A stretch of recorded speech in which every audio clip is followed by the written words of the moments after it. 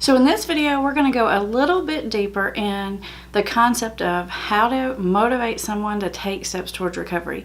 And I'm going to be teaching you some specific motivational interviewing techniques that counselors are trained in.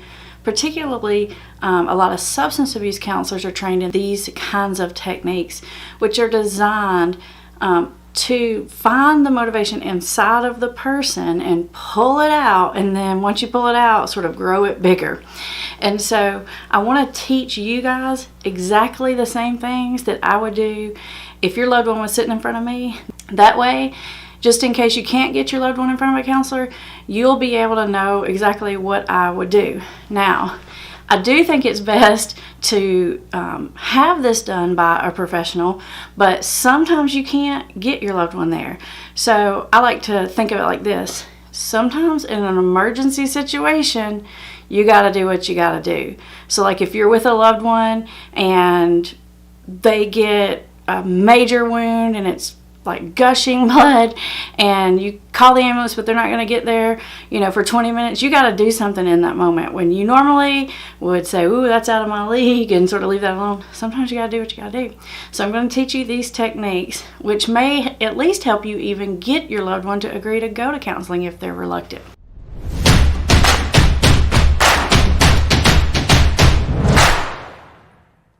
So I have a video on the YouTube channel about this particular part, but I thought we would recap it here in case you haven't seen that.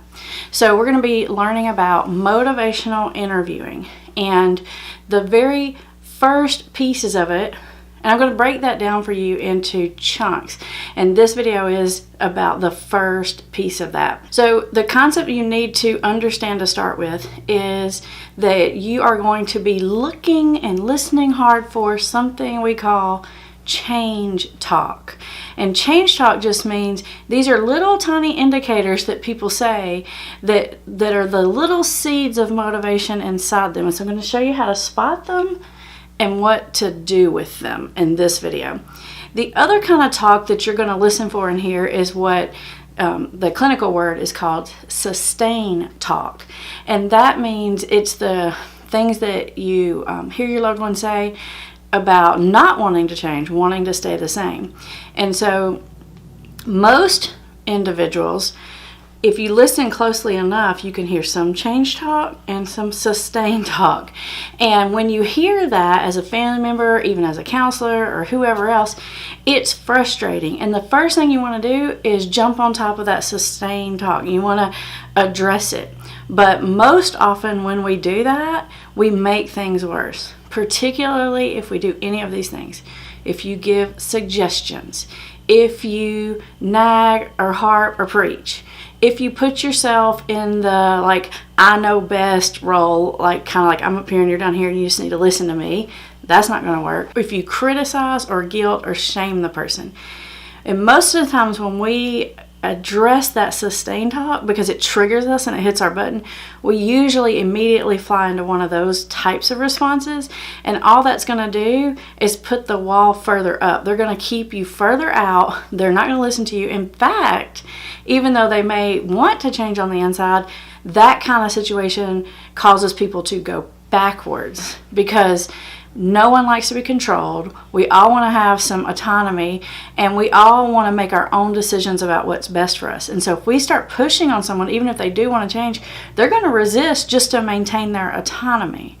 And so you've got to be very careful with that. And so probably the best way to explain it is to just give you some examples. All right, there's an acronym that you can remember for this, and it's called DARN. D-A-R-N. That sounds like something I would say from the South, doesn't it? That darn this, that darn that. I actually do say that, so it's pretty easy to remember. So the D stands for desire. The A stands for ability. The R stands for results. And the N stands for need. So you're looking for anything that your loved one says that speaks to any of those, that they have the ability, that they would get good results if they stopped, that they either need or want to stop.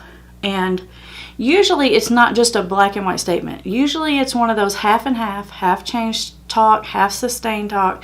And so let me just give you some examples of that. Someone might say something to you like, I really want to come off this Suboxone. I need to come off this Suboxone, but I can't afford to take a week off of work in order to detox. Okay, so now you have the I need statement. Remember, that's the change talk that you're looking for. But I can't this.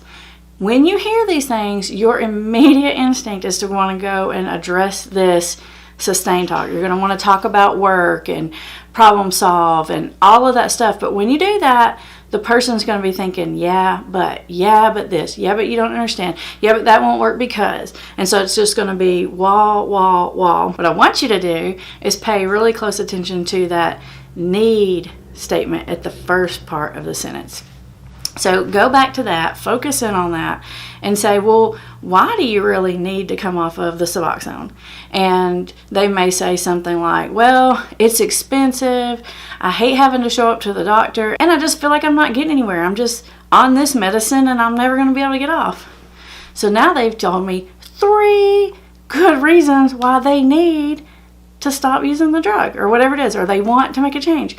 And so that's what I mean when I say you're listening for change talk, and you're asking questions and making comments that's going to pull it even further out of them. It's going to take what that one little statement, I need, and you're going to bring that one out, and now you've got 3 needs, 3 reasons they need to stop. This is so much more effective than when you say, you need to do this and you need to do that because this, because that. It just doesn't work when you do that, I'm telling you. I know you've already tried, so I know you believe me. All right, so let's get another example. You might hear something like, well, I really actually want to stop smoking weed because it's costing me so much money. But like when I stop, I literally can't eat. Like it makes me miserable. I can't eat or sleep.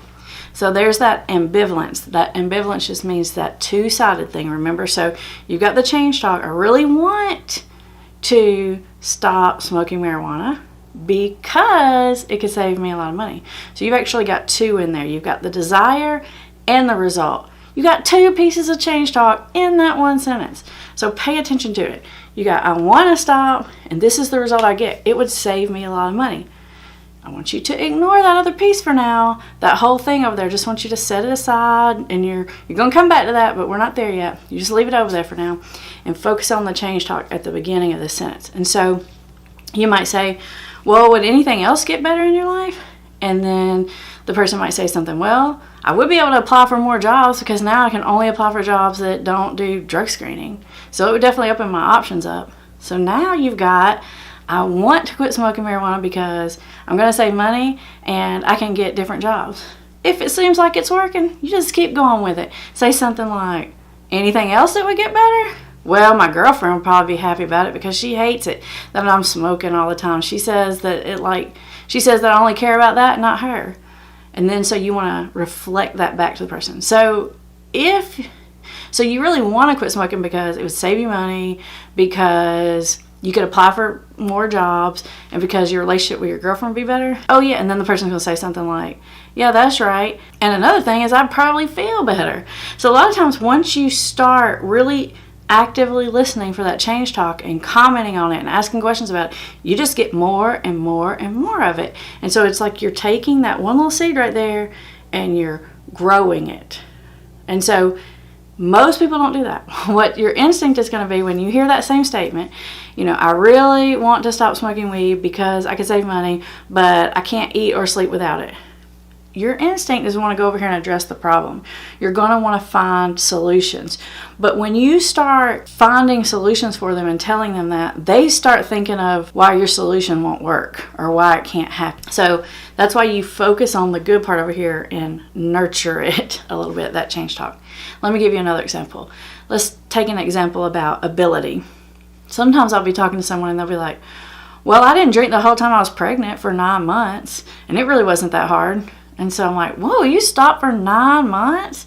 That's pretty impressive. Like, how'd you do it? And then they may say something like, well, honestly, it wasn't hard. Like, I was pregnant. I just knew I couldn't drink. But when I went back to drinking, it was full on.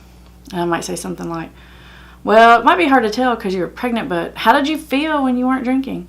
Well, actually, I felt like a lot better. My sleep was better. I was more clear-headed, and I didn't have to worry about hangovers.